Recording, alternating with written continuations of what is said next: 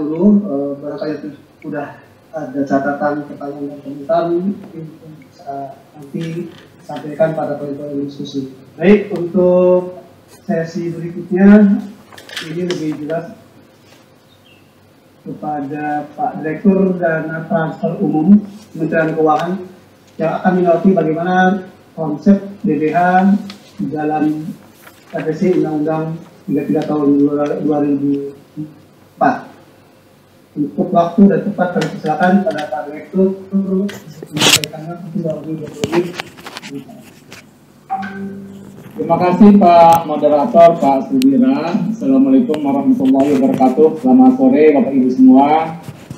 Salam sehat, mudah-mudahan kita semua dalam kondisi terlindung dari COVID saat ini, dan terima kasih sudah diundang untuk ikut berdiskusi ya. Saya ingin anggap dalam ruang diskusi mengenai salah satu bentuk kebijakan publik pemerintah dalam untuk dalam rangka untuk mendorong peningkatan kesehatan masyarakat.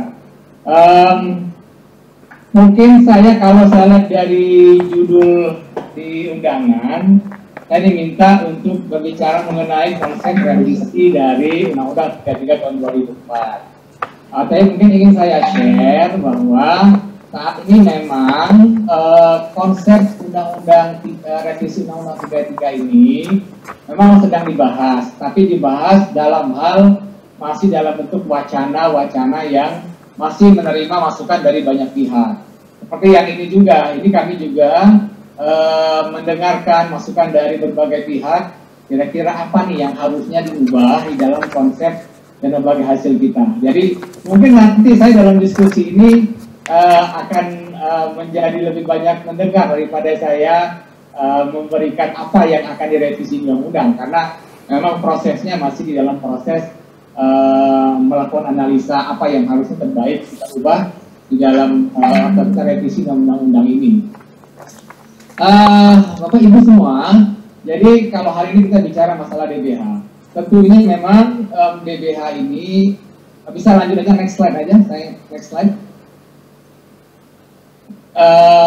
Next saja, saya ingin melanjutkan yang dari sisi penerimaan aja, next saja, next, nah ini aja. Tadi juga disampaikan, jangan mundur lagi, mundur. Tadi disampaikan bahwa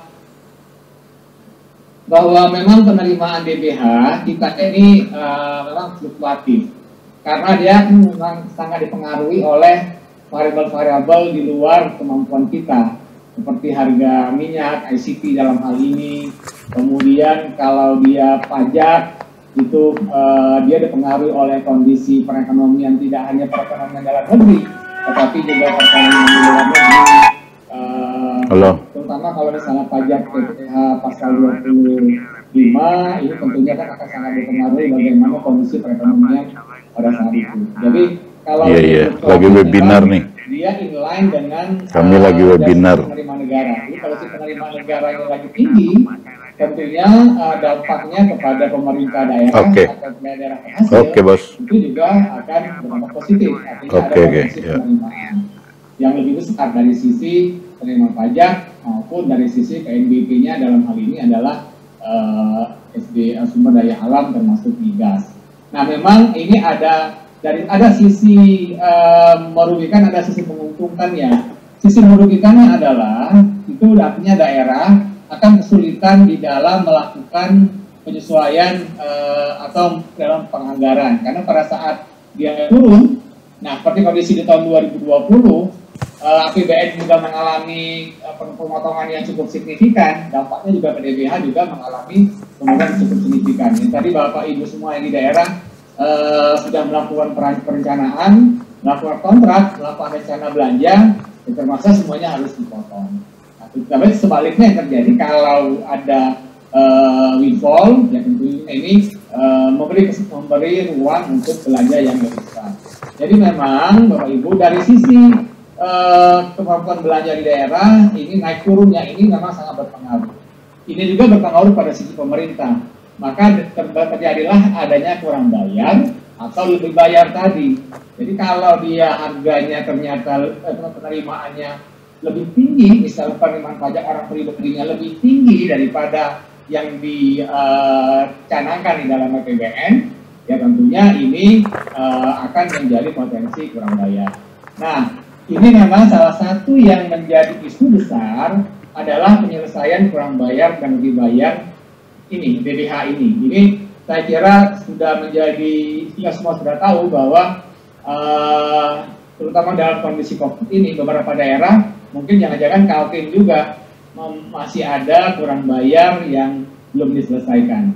Nah, jadi memang ini kami memang untuk pelunasan kurang bayar itu memang menunggu hasil audit dari BPK, karena intinya angka finalnya itu tentunya dari hitung-hitungan audit terhadap anggaran pemerintah. Jadi makanya kita menunggu hasil audit dari BPK. Kebetulan sudah keluar dan sekarang PMK-nya sudah diselesaikan. Mudah-mudahan nanti kita bisa segera menyelesaikan kurang bayar atau lebih bayar.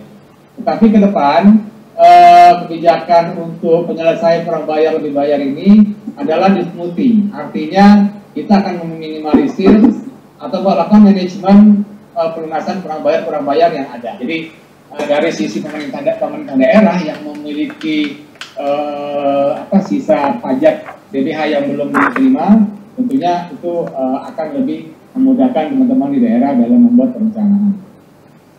Kemudian kalau kita lihat di slide ini ya Bapak Ibu semua, ini memang lihat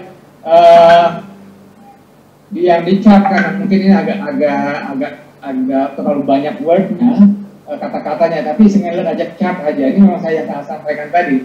Kalau di tahun 2016 dia memang naik turun terus. Jadi kalau di 2019 ini kondisi saat itu harga ICT terutama lagi bagus, beberapa komoditas juga lagi bagus, realisasinya memang diambil 100 triliun, tapi kali ini menjadi turun hanya 73. Ini artinya adalah yang regulernya, Jadi Bapak Ibu semua, memang ini saya pikir adalah menjadi suatu tantangan untuk kita juga, dalam arti bagaimana memastikan bahwa manajemen untuk penyelesaian KB atau DBH ini karena fluktuasi ini harus diselesaikan. Ini juga menjadi prioritas kami di tahun ini dan nanti di tahun depan.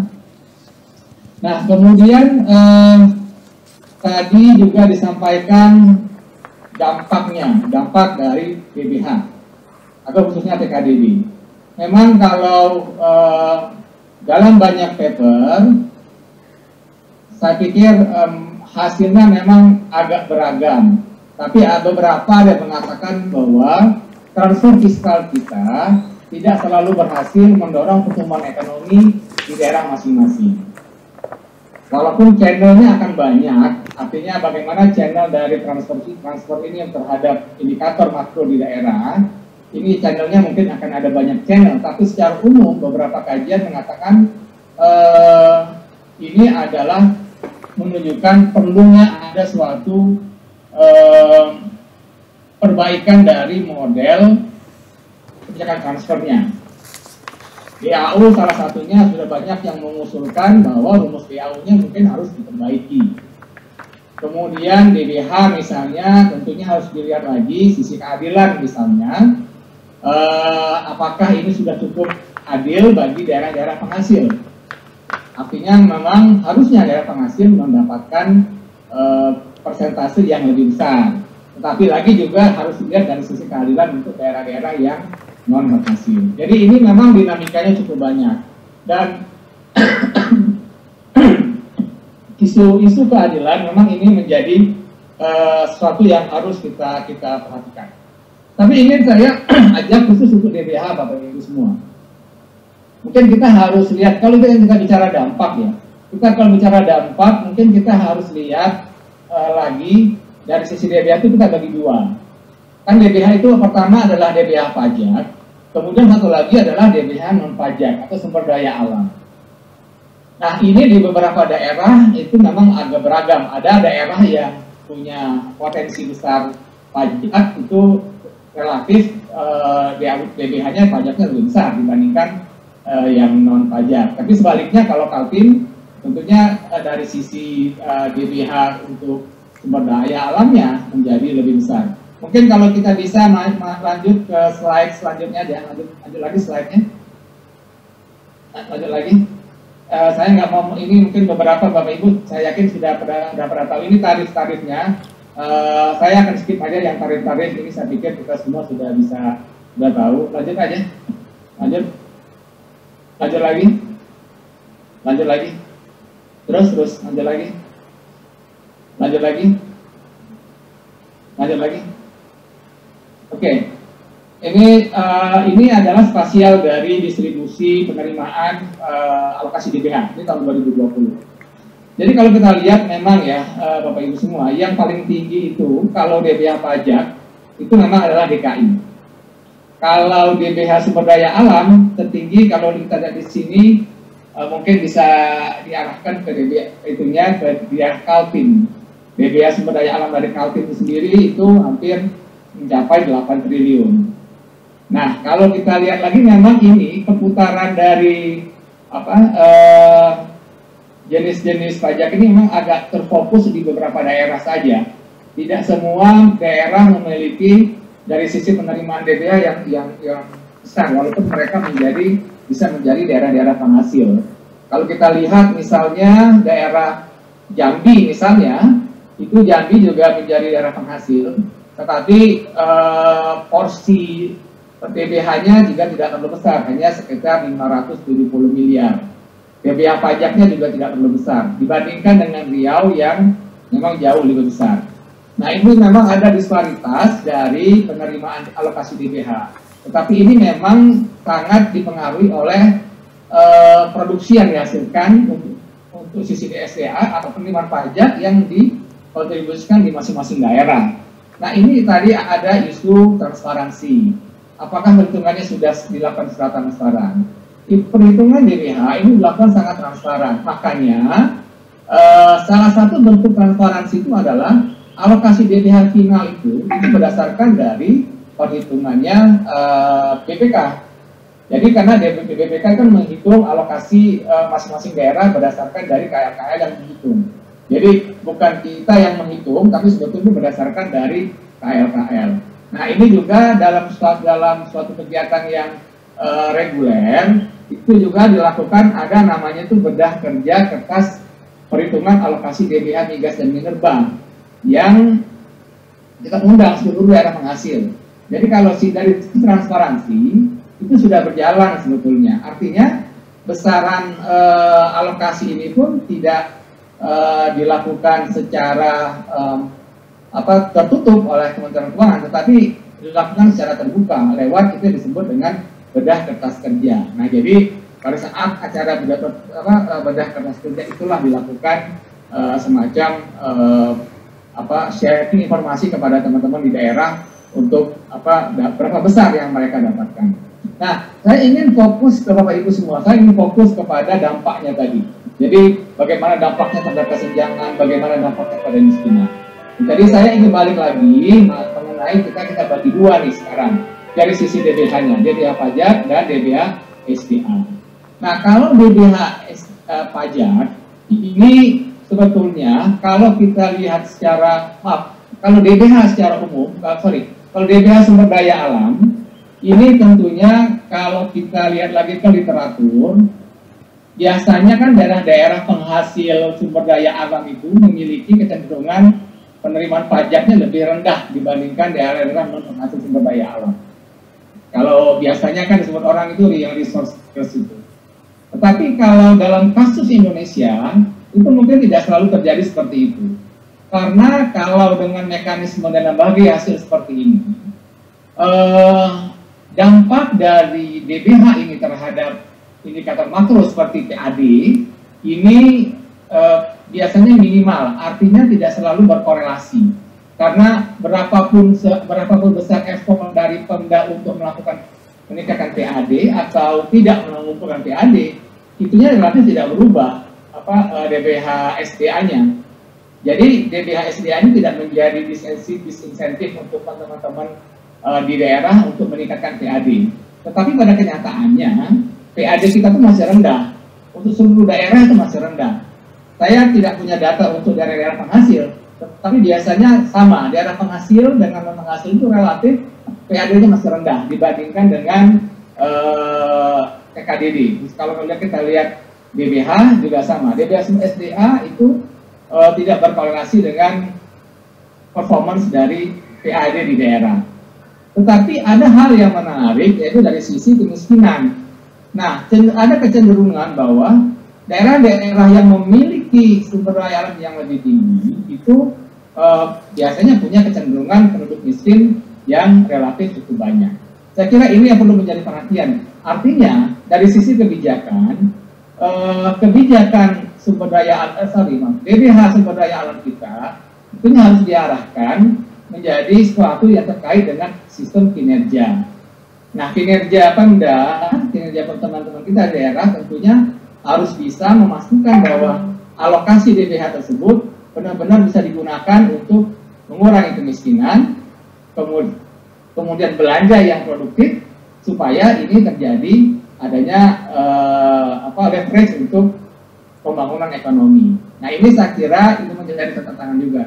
Tantangan ini sebetulnya tidak hanya dari sisi tata kebijakan, tetapi juga dari sisi tata kebijakan dari pusat, dari pemerintah daerah juga. Saya pikir ini juga perlu perhatian. Kebetulan di sini ada Bapeda Kaltim. Artinya bagaimana menggunakan belanjanya itu secara produktif. Kan dalam belanja itu kan sudah gelondongan, nanti di sana ada DBH, di sana ada DAU. Agak sulit kita memisahkannya. Nah, tapi belanjanya tentunya itu harus lebih produktif dan lebih terarah, supaya pembangunan di daerahnya itu bisa benar-benar direalisasikan. Kemiskinannya bisa menurun, kemudian dampaknya terhadap penghasilan income per kapita bisa naik, kemudian pertumbuhan ekonominya tentunya akan harapannya bisa menjadi lebih tinggi. Jadi kalau kita breakdown lagi ini, DBH sumber SDA ini tentunya perlu dilihat lagi, artinya bagaimana kita memastikan pemerintah daerahnya bisa menggunakan belanjanya itu secara baik. Saya pikir ini perlu ada perumusan kebijakannya. Bagaimana nih cara, katakanlah pemerintah pusat untuk bisa mendampingi pemerintah daerah bahwa dengan DBH yang diberikan ini bisa digunakan untuk mendukung pendanaan belanja yang lebih baik. Kemudian dari sisi DBH yang lain, dari sisi DBH pajak. Nah, pajak ini tentunya ini yang menjadi sesuatu yang harusnya menjadi indikator yang positif. Kalau kita lihat balik lagi tadi yang di Kaltim misalnya, walaupun di Kaltim itu DBH SDA-nya 7,64 tertinggi di Indonesia, seluruh daerah di Indonesia, DBH pajak itu masih cukup tinggi 2,2 T dibandingkan daerah-daerah yang lain. Malah kalau kita bandingkan dengan misalnya siapa di sini misalnya penghasil ke Jawa Timur misalnya, Jawa Timur itu DBH SDA-nya 1,7 T, itu cukup tinggi. Dengan DBH pajak 4,37. Nah, Kaltim ini DBH pajaknya sudah 2,24 dengan DBH SDA 7,6. Artinya apa? Ada suatu kebijakan yang baik saya pikir di Kaltim. Maaf, ini saya tidak bicara positif karena kebetulan ada Pemda Kaltim ya, tapi memang ini di Kaltim agak berbeda nih kalau kita bandingkan dengan daerah-daerah lain, khususnya dari sisi DBH pajaknya, karena DBH pajaknya cukup besar sebesar 2,24 triliun. Jadi ini artinya pajaknya dari sisi di Kaltim itu cukup baik pemungutannya, potensi pajaknya itu cukup baik. Nah, terkait dengan bagaimana mendorong kebijakan pembangunan di daerah-daerah penghasil, terutama dengan terkait dengan DBH, saya pikir kebijakan dari DBH untuk pajak ini yang perlu juga benar-benar harus kita pertajam. Karena apa? Saya yakin di literatur juga mengatakan bahwa daerah-daerah yang memiliki sumber penerimaan pajak yang lebih tinggi itu punya potensi atau kecenderungan pembangunannya lebih baik, karena di sana ada akuntabilitas yang baik dari pemerintahnya. Jadi sekali lagi kalau kita balik lagi dari sisi kebijakan, nah kebijakan pemerintah terkait di dalam nanti dalam Undang-Undang 33, revisi Undang-Undang 33 adalah bagaimana kita memastikan bahwa di dalam dari sisi DBH pajaknya kita mendorong bahwa pemerintah daerahnya itu semakin aktif untuk bisa mendukung atau meningkatkan penerimaan DBH pajaknya. Kalau penerimaan dari sisi SDA, saya pikir mungkin itu bisa dikatakan relatif given, karena barangnya ada di perut bumi aja, tinggal ditarik ya kan. Kalau barangnya habis ya udah nggak ada lagi tuh di SDA-nya. Tapi kalau yang pajak itu artinya potensinya ada, manusianya ada, kegiatan ekonominya ada. Nah ini yang tentunya harus menjadi satu poin yang menjadi perhatian. Jadi saya pikir kalau dari sisi kebijakan Bapak Ibu, tentunya akan ada berbeda antara kebijakan dari sisi DBH pajak kemudian dibandingkan dengan kebijakan DBH dari sisi non pajaknya. Jadi itu saya pikir itu perlu menjadi perhatian pada saat kita merumuskan perumusan revisi dari Undang-Undang 33 tahun 2004 ini. Kemudian Pak Moderator, kalau saya habis tolong diingatin ya. Kemudian hal yang lain yang selanjutnya yang saya pikir perlu menjadi perhatian kita juga. Tadi disampaikan bahwa ada isu tadi Pak Rodo juga menyampaikan di dalam di dalam RTJM. Jadi ada 3 poin. Pertama tadi adalah meningkatkan tata kelola DBH yang lebih transparan. Betul, itu sangat sepakat. Ini yang memang sekarang sedang dan sudah dan terus akan dilakukan. Satu lagi yang paling menarik adalah untuk berbasis peningkatan kinerja. Nah inilah sesuatu yang berbasis kinerja, ini yang kita arahkan dalam kebijakan TKDD ke depan Bapak Ibu semua. Jadi termasuk juga nanti di blok yang sifatnya blok grant, baik PAU, baik DBH yang bisa dikatakan sebagai blok grant, ini nanti akan dikaitkan dengan kinerjanya. Kalau sekarang kan sudah ada nih kinerja yang misalnya penggunaan 25% dari DAU dan DBH itu untuk infrastruktur. Kalau sekarang kan bisa digunakan untuk penanganan COVID. Nah artinya ini penyaluran yang berbasis kinerja ini menjadi sangat penting. Ini juga menjadi salah satu tool pemerintah pusat untuk bisa mengawasi bahwa benar-benar penggunaan TKDD-nya ini bisa diarahkan untuk paling tidak mensejahterakan masyarakatnya. Kemudian ada yang ketiga tadi, yang tadi disampaikan oleh Pak Rodo juga, bahwa dalam RKJM itu isu lingkungan di sini. Nah, isu lingkungan ini juga menjadi penting. Kalau kita lihat dari sisi SDA-nya sendiri, tentunya yang paling punya dampak lingkungan adalah DBH SDA, saya pikir, daripada DBH pajaknya. Nah ini juga tentunya perlu menjadi perhatian kita, karena kerusakan lingkungan ini tentunya harus menjadi perhatian. Mungkin saya ingin sampaikan bahwa di DPR pada saat kami, mungkin Pak Rodo waktu itu hadir juga ya kalau nggak salah. Isu ini juga sudah diangkat oleh pada waktu kita di DPR. Artinya nanti TKDD itu juga akan memperhatikan isu lingkungan, termasuk DBH. DBH juga akan memperhatikan isu lingkungan. Nah ini kalau dari sekarang ini adalah yang terkait dengan paling dekat dengan lingkungan kan adalah DBH dan reboisasi. Ini juga punya tantangan. Nah sekarang yang DBH DR ini dan reboisasi ini yang kami dorong supaya ini benar-benar bisa digunakan untuk mengatasi isu lingkungan yang ada. Cuman ini memang satu tantangan saya pikir. Di sini kan saya lihat ada Bu Riatu ya, ada teman-teman akademisi. Beberapa indikator makro kita itu khusus untuk lingkungan, saya nilai itu masih agak terbatas.